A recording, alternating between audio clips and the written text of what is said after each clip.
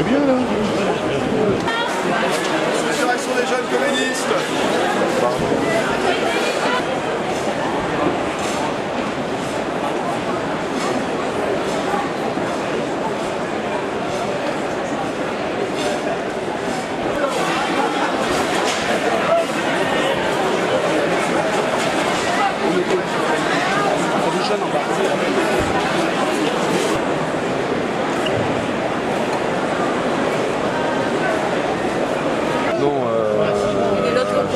T'as un appel, hein.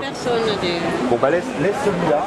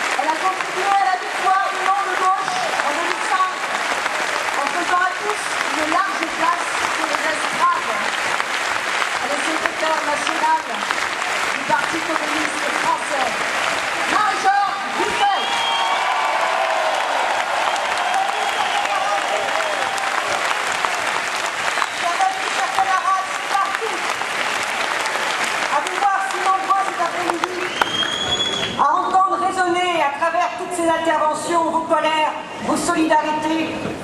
Eh bien oui, on se dit qu'on peut le bousculer, cet ordre libéral, en France et en Europe.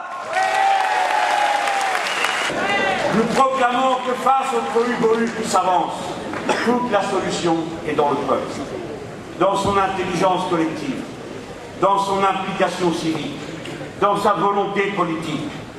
Libérer cette immense énergie populaire, tel est le projet du Front de gauche.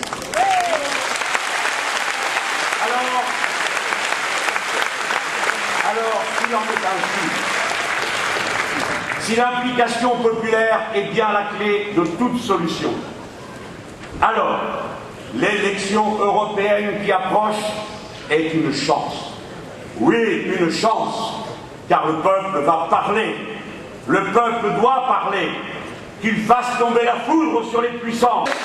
Kouchner, lorsqu'il a refusé de nous recevoir contre le démantèlement de la maternité de l'hôpital Jean Rostand d'Ivry, dans un bassin social en grande difficulté, où là, des gens issus de tous les milieux, en difficulté, en précarité, ou pour certaines mamans, lorsqu'elles accouchent, n'ont pas de lieu pour retrouver avec leur bébé ou n'ont pas de domicile.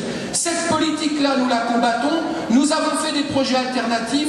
La seule alternative que nous propose ce gouvernement, c'est de nous fermer le 18 mai pour nous transférer dans un établissement où là, les gens en grande difficulté dans notre bassin d'emploi n'auront pas de place à l'hôpital du Crémin-Bicêtre, puisque là, on veut faire un fleuron de la médecine de demain. Et bien, quand l'OMS en 2000 disait que la santé française, on était au premier rang, aujourd'hui, chaque année, et ben, nous reculons.